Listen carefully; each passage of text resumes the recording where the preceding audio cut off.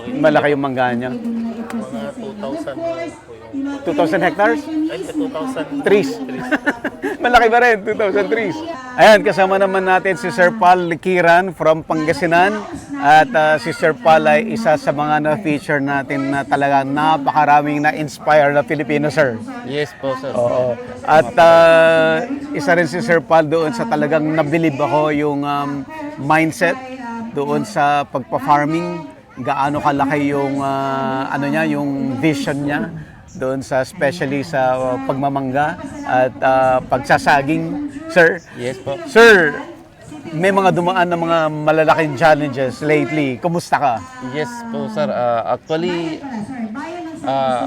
nasa 6 million po ngayon ang losses ko dahil sa hindi inasang bagyo saka mga tawag nito, kalamidad na which is talagang natural na calamity yan, wala tayong magagawa. So, ang lahat ng mga bagay na ito is talagang pagsubok lang. So, kapit lang tayo sa taas, tiwala lang sa kakayahan natin. So, ika nga kung saan ka nadapa, doon ka na rin bumangon. Doon ka babangon. Gusto mo bang matuto ng agribusiness, crops, livestock and poultry, aquaculture, at ma-inspire sa mga success stories? Agribusiness, how it works! As a YouTube channel, Agribusiness features entrepreneurs, farmers, organizations, OFWs, investors. However, beyond our usual content and official endorsements, Agribusiness does not engage in other business dealings with them. While our viewers and featured individuals and entities may choose to pursue business deals with each other on their own, we encourage them to be cautious in doing so. Ibig mong sabihin, sir, after losing 6 million, invest ulit?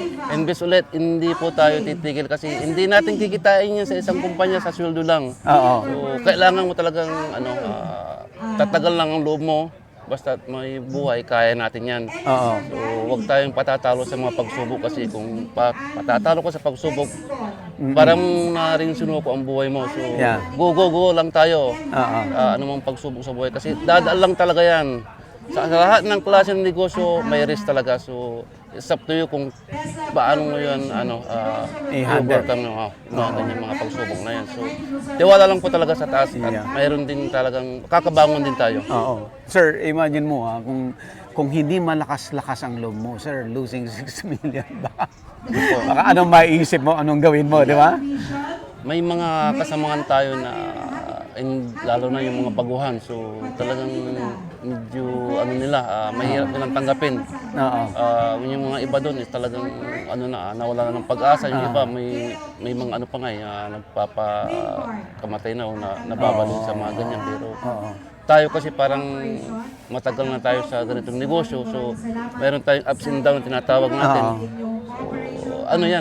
Pinagdadaanan natin kaya medyo kampante na tayo kung alam na natin kung saan tayo babangon. Parang sanay na. Sanay na din sa mga ganitong klaseng Pero sir, ito ba ang pinakamalaking challenge mo so far?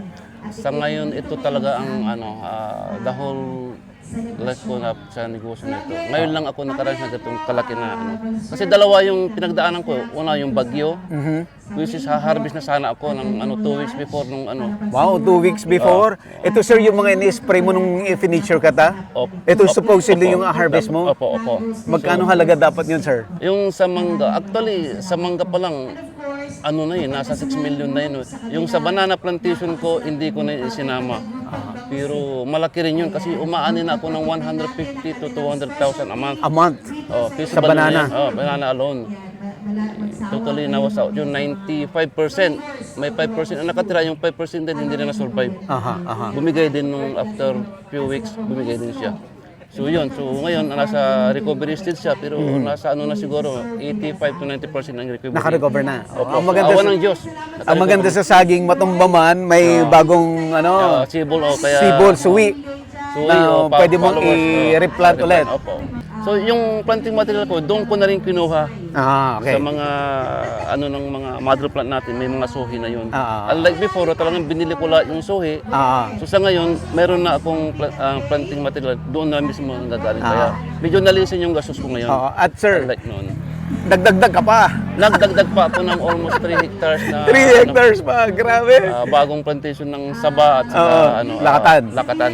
So, imagine mo yun kung nadapa ka na nga pero kasi nga ang vision ko sa buhay, hindi pwedeng sumuko. Laban lang. Laban lang. Ika nga ni Frida Aguilar, ang umaayaw hindi nagwawagi. Ang Okay. nagwawagi, Hindi umayaw. yung ganun yun. Oo. So, ganun yung patakaran ko sa buhay ko. So, habang may buhay, laban lang. Yes, sir. So, kumusta yung mangga, sir? Yung may mga ma-harvest ka na ba ulit? Actually, yung pangalawang dumaan sa akin na pagsubok, yung infestation ng sisig fly na sinasabi nila, yung kurikong. Kurikong. Ang kurikong talaga, ang pinakamalaki na balakid sa aming magmamangga. Yan yung pag dumaan talaga yan. Actually, parang 3 consecutive years wala yan eh. Oo. Tapos biglang bumalik na naman. Bumalik ulit. Kaya yun, hindi ko ini-expect na babalik siya. Hindi ko na paghandaan. Yung supposedly na pipitasin ko na nasa 10,000 crates o kaing, nasa 1,000 lang. So malaki. Kaya yun yung isang nagpa sa akin ulit. Lugi na naman yun, Lugi sir. ulit yun. Pero ito ngayon, meron kung bagong endorse, nasa 35 dapi saka 50 dapi, maganda na siya. So ito yung ini-expect ngayon na dito ako babangon. So hopefully, ipagkaubaya sa akin ng Panginoon na dito na tayo babawi ngayon. Ito, sir, yung pupuntahan natin, sir. Ito po na sa Villa Vizcaya, may Pangasinan Interlock pa naman ako. Oo. So, babalikan natin yung mga farms na kontrata ni Sir Pal at bibisitahin natin, titignan natin yung bounce back, paano bumangon si Sir Pal. Yun. So, abangan natin kasi ako sa totoo lang, hindi naman ako kasing perfecto ng pangalan ko, pero pagdating sa trabaho, kailangan kong i-honor yung name ko na perfecto. Yeah, oh! Diba? I may not perfect as my name, but when it comes to my ability to do the job, pangangalagaan ko pangalan ko dyan. Yes, sir. Yun, diba? Sir Paul, thank you so much for inspiring us. Thank you din. Sir Buddy, gusto ko nga mag-demo rin doon sa banana plantation ko kasi sa Pangasinan o dito sa Luzon, kunti pa lang nag-ano ng mga banana. So kasi alam nila yung pag sinabing banana, parang yung mga backyard na farming. Backyard lang. Backyard. Pero pwede tayong mag-ano dito sa Luzon. Pero marami, sir, bumili. May makumontak sa'yo? Ang laki ng pasalamat ko, Sir Buddy, kasi simula nung na-feature natin yung plantation ng banana ko, halos weekly may bumibili sa akin ngayon ng follower o yung suhi, sinasabi nila. So, kanina nga nagpapakuha ko ulit, may order sa akin. May order na naman. 200 na 200 na sabat, tapos 200 na latundan. So, kahit maliit man na bagay yan, kahit paano, nakakatulong nung sa araw-araw na pampasyuldo natin sa mga tao natin, di ba? At the same time, hindi ko siya binibinta ng as in pangnegosyo, binibinta ko lang siya parang makatulong din. Makatulong din. Sila. Yung affordable sa kanila. Yeah, affordable. Kasi yung binili ko yun talagang ang mahal. Pero ngayon, half the price lang para ma-share din natin kung anong meron tayo. Yun lang naman ahikain natin yung tumulong sa kasamahan din natin. Hindi yung talagang pahirapan mo pa sila. Mahirap yung ganun. So yun, maraming salamat, Sir Buddy, sa ano mo sa akin. Thank you, sir. Thank you. Okay. Thank you. Okay, kasama naman natin si Sir Leoncio Las Quite. At farmer po kayo dito sa San Vicente, sir. Ako ang chairperson ng Agriculture and Fishery Council. Okay. So you represent the farmers po. Opo. Okay. So kumusta naman, sir, yung trabaho na yon? Okay naman, sir. Sa awa ng Diyos, hindi naman gaano mahigpit ang LGU sa basta kusang loob ka na tumutulong. Okay, sir. Mangyero ko rin. Ako ang nag-organize ng mango growers ng ng San Vicente, no. Ang presidente namin na nauna yung caretaker ni Engineer Ruben. Okay. Dito namin sa farm yan na in-organize namin. In your own idea, ano ba ang mga dapat nating gawin para mas maging masigla ang mango industry? Itong mango industry natin maganda na. Kaya lang marami pang dapat ayusin. Marami pang nakatanim na mango na hindi naka-register. Okay. Kasi yung mga may-ari ayaw nila mag-register na mag-member sa Mango Growers Association. Yun ang natuklasan ko dito sa amin. Kaya kinukumbinsi namin sila na mag-membro. Maski basta mag-membro sila para maka-register yung mga tanim nila. Kung may kung may mga kalamidad, pumupunta naman sila sa Okay. DA pa magkokonsulta. Kaya agbagsak din nila, DA. Kaya lang problema ngayon sa mangga, sir, itong produce. Kung paano ma-export ngayon. Yan ang problema. Dahil sa digmaan. Yung sabi nila na tataas ang presyo, ewan ko kung hindi babagsak ang presyo ng mangga. Dahil ngayon hindi sila makabenta sa sa labas. Oo. Kaya ang isa pang bantayan sana ng mga mango growers, yung mga chemical company, kasi natuklasan ko lang kahapon diyan sa convention. Okay. Narinig ko lang doon na mayroon silang dinidilig sa katawan ng yung Mangga? trunk ng mangga para madaling mamulaklak. Hindi na nilalagay sa lupa, yung fertilizer. Kaya iniisip ko yun, sir, masama yun. Kasi pinipilit nilang ma-dehydrate yung trunk ng mangga para mamulaklak. Pero Okay. masisira naman ang katawan. Yung puno. Oo. Yung pala halaman mismo. Oo. Kaya yung mga nagkukontrata ng magpabunga, sila lang nakakalam yun. Hindi alam yung may-ari ng mangga. Yung narinig ko kahapon yun, kayo dapat bantayan yung mga yun. Dapat Okay, dapat masuriin yung mga may magmamangga Oo. kung ano yung i-apply nila para pangmatagalan yung mangga nila. Yun ang natuklasan ko kahapon, sir, doon sa convention. Para alam nila Aware ang lahat. sitwasyon, ma-aware sila. Kasi Tama po. alam ko na yung sinasabi nilang hindi na sa lupa, dinidilig sa katawan mismo ng mga after 3 weeks. Hindi na, Bulaklak na. tutubo na yung bulaklak, sabi. Kasi nung pag ano ko lang, sir, sarili ko lang, pagkaintindi ko, madi-dehydrate yung Yung mangga. Yung pag may meeting kami sa region o kaya sa PAPSI, yung isang outstanding farmer ng mango, tinanong ko siya, Tang, bakit nyo tinataga yung mangga? Yung tinataga nila yung katawan ng itak. Yung paligid niya, taas. Alam niyo yung sekreto niyan, nakong, sabi niya. Nakong anak, sabi niya. Para ma-dehydrate, para mamunga. Diyan ako nag-base yung natuklasan ko na yan, narinig ko na yan tungkol sa dinidilig sa katawan. Di ba, sir? Tama yun? Na ma-dehydrate. Pero maapektuhan naman yung mangga, yung halaman. Yung halaman mismo. Di natin alam kung ano ang side effect niyan Yeah. sa susunod mga araw. Hindi nyo natanong hindi yung chemical company yung nag-explain. Hindi, yung farmer lang. Yung farmer lang. Okay. Nagsabi lang yung farmer. Kasi it's something na kailangan nating malaman. Kaya, nako, delikado yan, sabi ko. Kasi nung unang mga ilang taon, sir, mayroon yung pang ini-spray nila na pang dehydrate din, pero hindi tumatalbos yung mangga. Yung mamamatay, maunti-unting na mamamatay. Tataka sila kung bakit ganun na, hindi na, matanda na yung mangga, bakit hindi tatalbos. I see.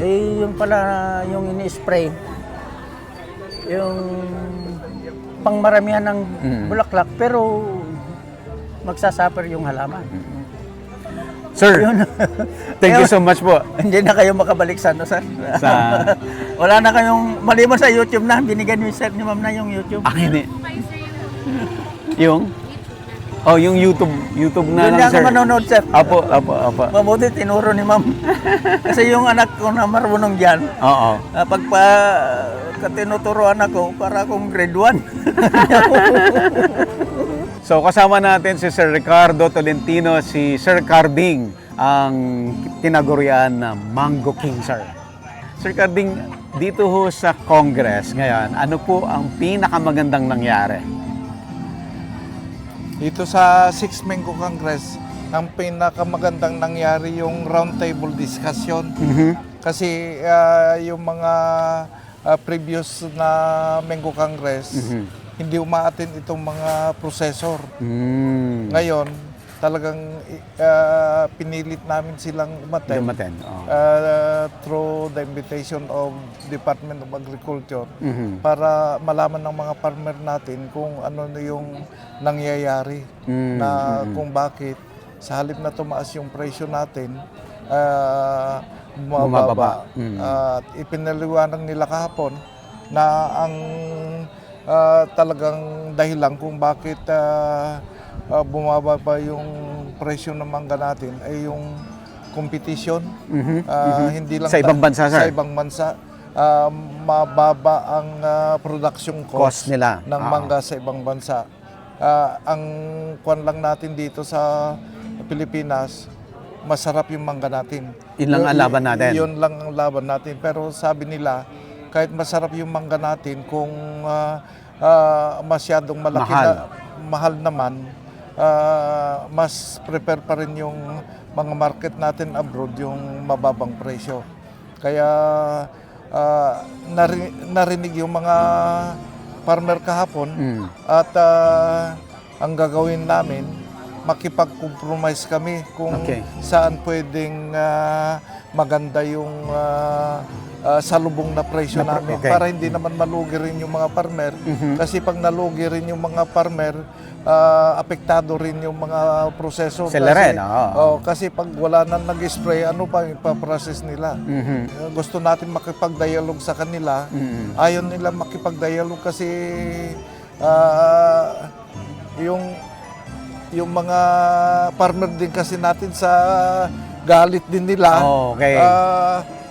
Nagkukuan sila, yung tinatarget din nila yung mga, kaya pinauna ko kahapon na kung pwede, kahit may sasabihin tayo, yung kalmado lang tayo. At napakaganda naman yung naging resulta. Tuwang-tuwa nga yung mga na-invite natin mga processor. Sir, but in your case, kayo ang pinakamalaking mango grower contractor sa Pilipinas, sir. At kumpleto yung cycle mo, no? From A to Z. Nagtatanim, nagpapabunga, nag-harvest, at nagpa-process ka rin, sir. Opo. Bakit, sir? Bakit ganun ang business model mo wherein karamihan ng mga mango player ay hanggang prutas lang at ibebenta? Nung kasi ang problema ko, di ba malaki akong contractor at malaki rin akong trader. Pag-deliver namin sa mga pabrika, ang daming binabalik sa amin. Tapon na yun. Okay. Kung tutuusin ko noon sa isang taon, may 1 million kilos na natatapon lang. Wow. Kung i-compute mo ng 20 pesos, yun, 20 million na yun. Kaya yun ang tinignan namin na kung bakit kami nagtayo ng processing. Yung mga bumabalik, yun ang mga pre-process namin. Vinegar, wine, dry mango. Kahit mga ipalagay na natin na 60% lang ang makuha natin doon sa 60 million, di 12 million. Ang laking pera pa rin, sir. Malaking pera pa rin. But sir, kamusta? Yung nung ginawa niyo to, nag-evolve ba? Hindi na lang ba reject? Or mas malaki na ba ang production nyo sa yung pinaprocess nyo kaysa doon sa dati na purpose lang na... Hindi naman. Hindi ganun pa rin? Kung tutuusin mo sa total production namin, nasa 2% lang yung kaya naming i-process. Kaya pero titingnan mo yung na-save mo. Malaki talaga yung masisave mo. Malaki pa. So malaki pa, sir, ilalaki ng negosyo. Oo.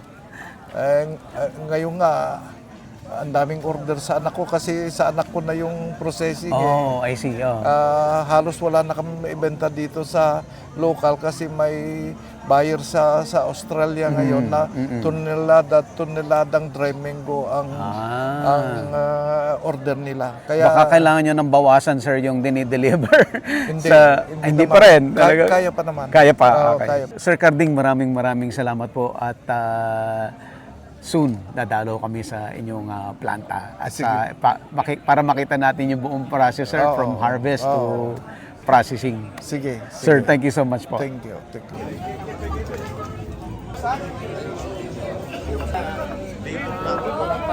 Lagi akong nanonood sa inyo. Thank you, sir. Taga dito po kayo? Anak niyo yan, Opo. This time kasama naman natin si Sir Mike Garcia ng Kalasyaw, Pangasinan. isa sa masasabi nating pinakamalaking grower, contractor ng mangga at the same time, sir, agri-supply?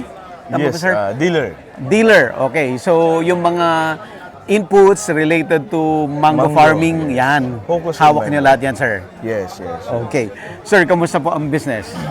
Ayun, sa amin, sa Pangasinan, so far, medyo patapos na tayo sa harvesting doon. Patapos na Dahil tayo maaga kaming nag-production. Okay. So, nagagawa ko ng mag-ikot. Sa ngayon, meron kaming bagong farm na nakuha sa part ng Ifugao. Okay. So, yun ang pinapabulaklak namin ngayon. Ongoing production doon. Ongoing production. Yes. Medyo malayo yun, sir. Pangasinan to Ifugao. Around 4 to 5 hours ang biyahe. So, explore lang sa sa malayo kasi lagi na lang kami nandun. Umiikot ka lang sa Pangasinan. Yes, So, ilang hectares all in all, sir, yung sakop mo? Actually, nagbawas lang ako ngayon pero so far nasa ano pa rin, 5,000 trees. 5,000 to 5,000 trees. 7,000 trees. Wow, that's translate to how many hectares, more or less? Mga 100 hectares. Laking operation din, sir. Kumusta, sir, yung mangga? Kasi 'di ba, ang dami nating naging problema recently, yung maraming bagyo. Yeah. Na kami ay sobrang affected ng Typhoon Uwan. So ang estimated losses ko doon ay nasa 2 to 3 million. Okay, So sarado rin, ha? medyo kailangang makarecover, kailangang bumangon. So far, medyo na-recover naman ng ibang losses doon. Tapos ngayon, medyo kailangang para may ongoing pa rin yung namin, yung production namin. Sir, dahil kayo ay isa sa major player dito sa mango industry, sa tingin mo, sir, ano ang mga priority na dapat talaga isolve dito sa industry? Ayun, so hanggang ngayon, yung pa rin ang main problem namin, main concern, yung sa seed fly. Seed fly? Ito lang naman ang ito lang naman ang nagbalakid sa amin na sobrang laki ng gastos namin sa production dahil dito. So another expenses yung pagbabaging. So pag yun ang na-address na matagal na namin almost 20 years na siguro. 20 years na. 15 years. 15 years. Na nagiging problema itong seed fly na ito. Pag ito ang nabigyan ng solusyon, unti-unti nangangat ang industry ng mangga. Kaya sana magkaroon na ng konkretong solusyon para ma-address na itong concern namin na ito. So, ang laki nung isisigla ng industry once na ma-solve itong seed fly. Yes. Sir, bakit okay, dahil kayo ay involved din sa business ng farm inputs, no? Wala bang solution ang mga chemical companies dito? Actually, may mga lumabas din na mga bagong product. So far, yung mga trial namin, may mga lugar na effective, pero yung pa rin kasi hindi pa masyadong hindi pa namin kilala talaga masyado yung kalaban eh. Okay. So na-address naman na prevent naman, pero pagka nakaligtaan mo, nahuli ka lang schedule, medyo may mga pa rin. Infestation talaga. Infestation talaga.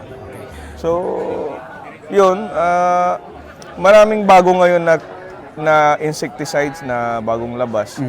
Ongoing pa rin ang namin, ang trial, mga demo para makita talaga kung ano yung makakapag prevent ng infestation ng seed fly. Okay, last na, sir, ano po ang masasabi mong may future pa ba ang mango industry? Ano ang pwede mong sabihin sa viewers natin na mga manggero rin siguro, no, na naghihintay ng ano ba ang pwedeng mangyari sa atin?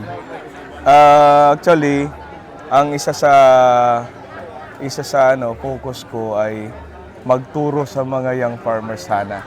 Dahil kita nyo naman, mga nag-iikot dito matatanda na. Yes. So kung future ang tinatanong ninyo, Okay. hindi ko na masabi hanggat wala tayong mga batang natuturuan Yes. na mga young farmers or next generation. Ah. Sana kung may mga nakikinig sa inyo na mga mango farmers na may mga anak, Ah. ituro nyo sa kanila, encourage nyo sila mag-aral ng agriculture o kung ano man yung ginagawa nyo, encourage nyo yung mga anak nyo para may susunod sa atin. Yeah. Tapos, ang isa pa, sana ongoing pa rin yung ating pagtatanim para in the future, in the next 20 to 50 years, meron pa rin ma-sustain pa rin yung mangga na talagang trademark ng Pilipinas. Tapos, yun, very important, magkaroon tayo ng mga next generation farmers, mango farmers. So, yun ang advocate ko at may task na rin sa akin na magturo sa Mango Farm Academy. Oh. So, Saan yan, ginagawa ko pa rin hanggang ngayon. Saan po yung Mango Farm Academy? Meron silang ilulunsad sa Isabela. Oh, I So, see. kinontak na rin ako na pumasyal doon para plano namin maigi at magkakaroon ng mga students doon na mga young farmers. So nakakatuwa sir na despite of yung ang dami nating problema ay sinasabi nyo na may future pa rin na naghihintay kaya kailangan natin ituloy itong industry by encouraging the younger generation. Kasi sobrang tatanda na ng mga farmers, mga mango farmers natin. Sa mga anak mo sir, tinitrain mo na rin?